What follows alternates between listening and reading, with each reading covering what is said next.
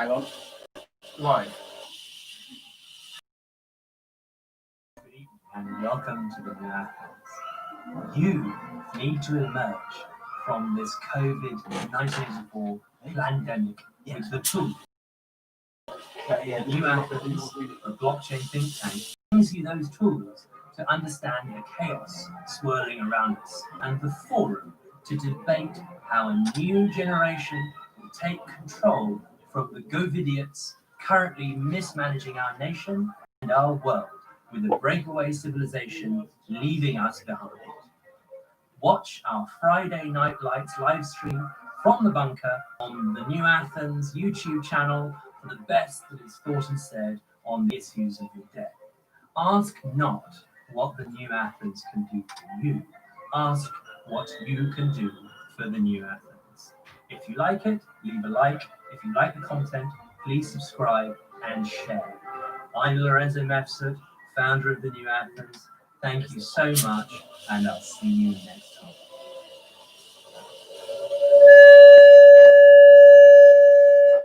Good evening, and welcome to the New Athens. Here from the bunker tonight, this Friday, the 24th of July, 2020.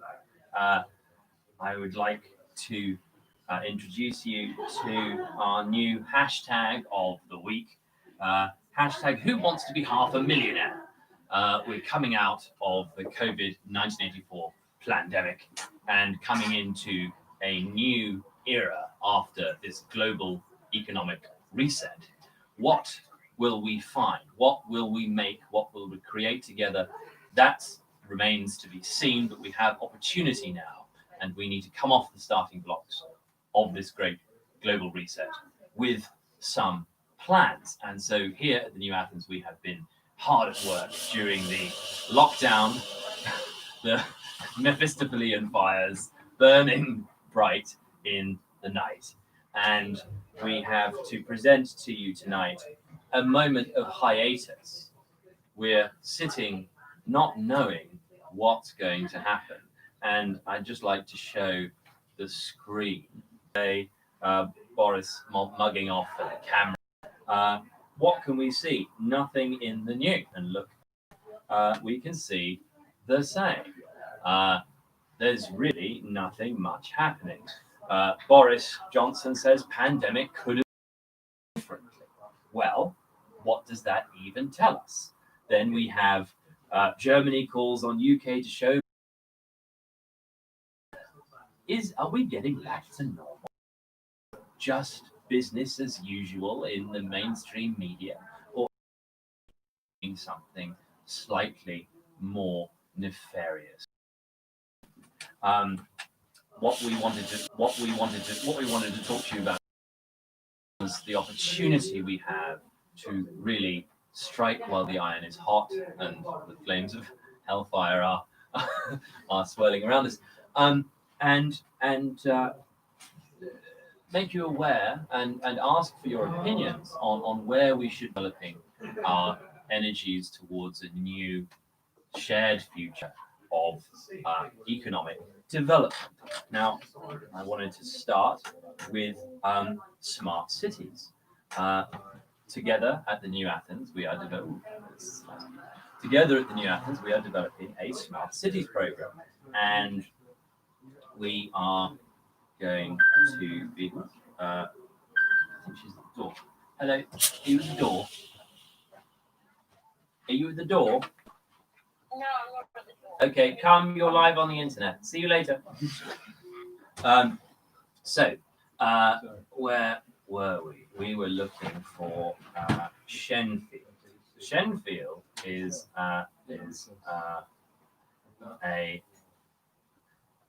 an unassuming place in Essex, and it's our first port of call in our new smart cities initiative.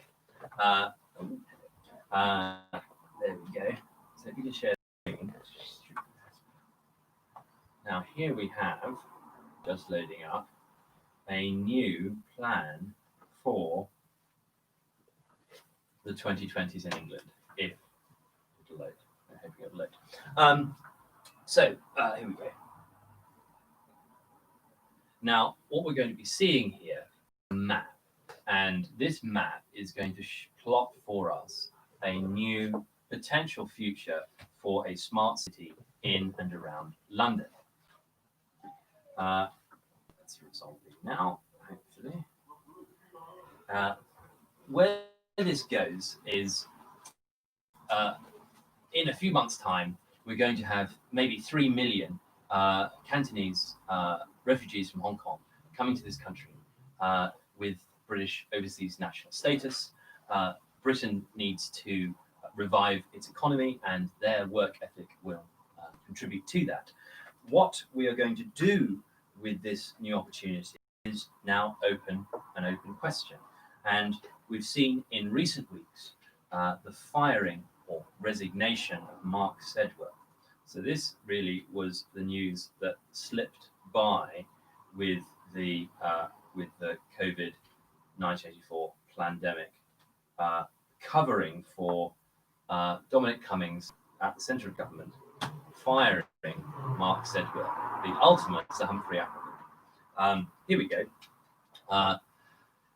There was a battle for control over the civil service, over the British state, over the British administrative state, what we call in this country, the establishment. And it was a great battle between Dominic Cummings and Mark Sedwill, the head of the civil service. Sedwill has now resigned, i.e. been fired, and he has gone on. I think they're going to send him to NATO or NATO somewhere. They've said they'd back him for another posting. But what that essentially means is the big Mr. No, the big blockage on any investment in British infrastructure, British industry, and British future has now left the building. And this man is the man who was creating a whole load of obstacles between us and any kind of new economic development.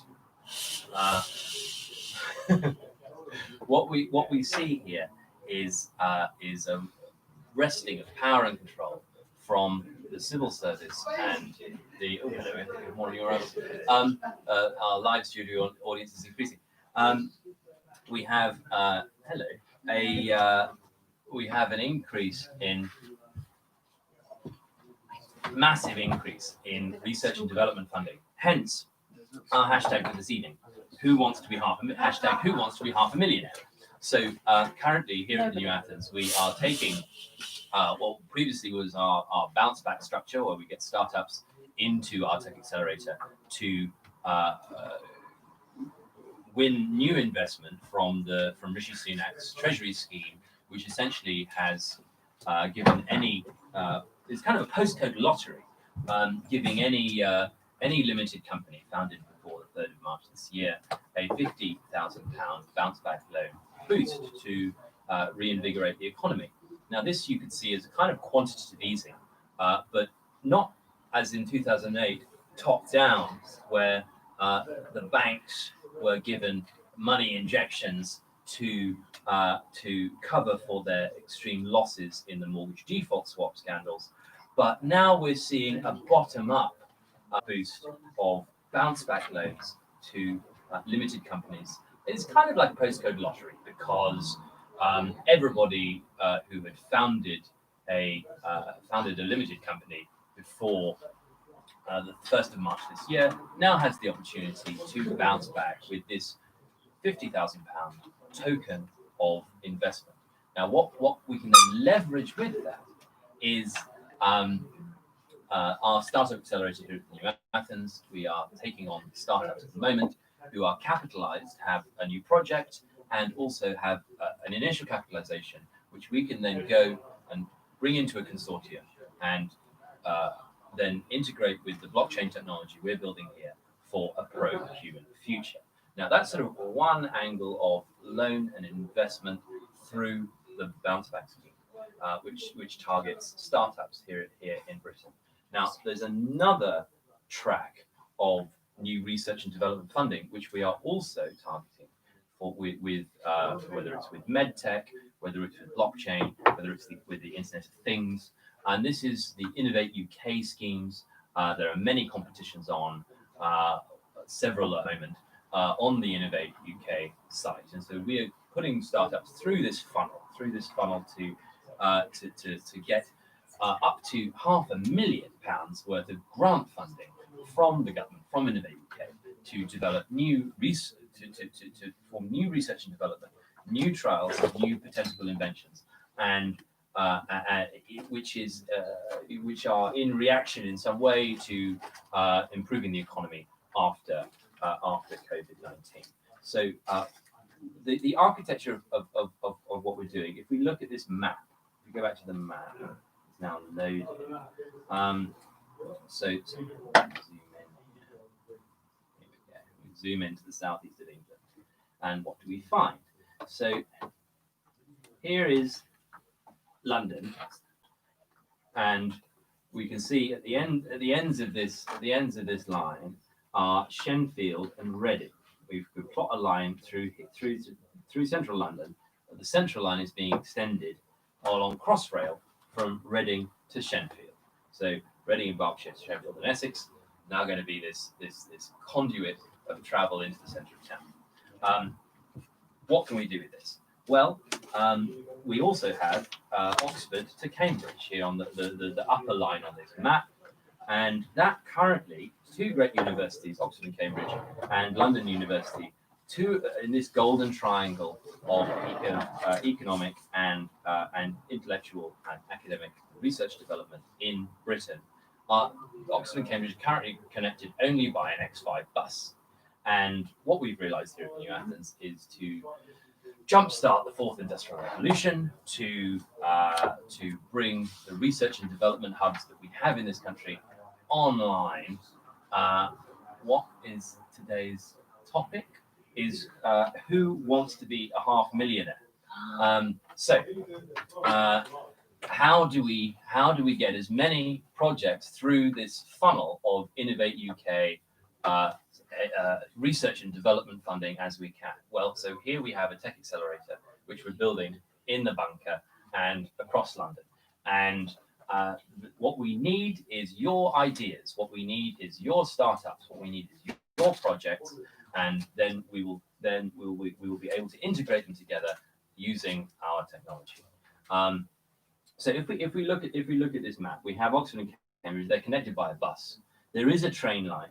If we look at East-West Rail, there is a train line which did exist between Oxford and Cambridge, called Vast, and it was destroyed in the 1963 Beeching cuts. So Beeching was a civil servant who created a report called the Beeching Report in 1963, which replaced our capillary network of railways in this country, branch lines, with motorways. So we can see the Beeching Report here. What we can see here is the East-West Rail project. The East-West Rail project is a failed network rail redevelopment of this railway between Oxford and Cambridge. What happened? Well, there was a phase one, which was completed in December 2016, and they got about 5% of the way along this proposed track line to Bitchester Village. Bitchester Village is a strip mall for Russian oligarchs to come and get Ralph Lauren clothes. Now, what we can see here is the Beeching Report, and we can see Mr. Beeching, the images, and we can see his great bulk and some of his supposed innovations. There's just a big bonanza of train running. Now, the problem we have here is that our train network doesn't transport people. It transports money from government coffers into the coffers of Network Rail and the railway franchises. Now, what this is monopoly pork barrel spending. This is some of the most corrupt spending in this country. The taxpayer is being shafted by the rail system. What we see is we've been using it ourselves. So all of the rail networks, Thameslink is a good example, have been running all of their trains up and down the lines with nobody on them apart from the cleaners. They've now any commercial now supposedly we have a private rail network in this country, but any private company that had no passengers on it, no passengers at all during the COVID-1984 pandemic lockdown, would have shut down the trains. But we didn't see the trains being shut down. What we saw is the trains running empty throughout this period. What does this say?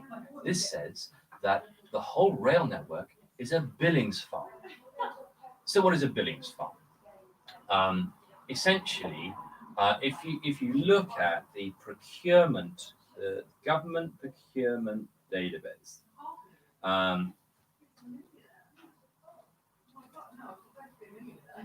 you can see. Let's find this. We've got beaching up. Can you move me to the other side of the screen?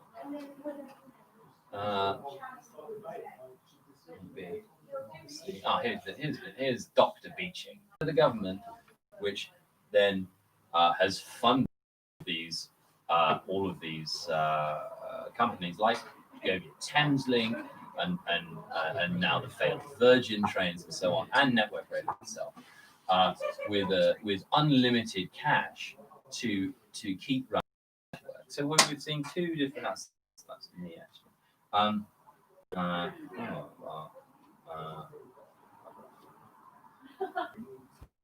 Data.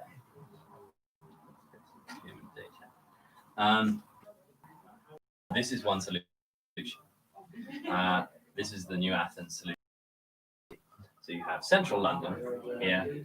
You have the Crossrail, which goes from Reading to Shenfield, and it's currently being constructed with tunneling, with overground elements, and with all the savoir-faire and all of the plant and all of the workforce to allow for the construction of this massive railway project, which is again over time and over budget as usual. However, what we propose with the New Athens and what we're going to be creating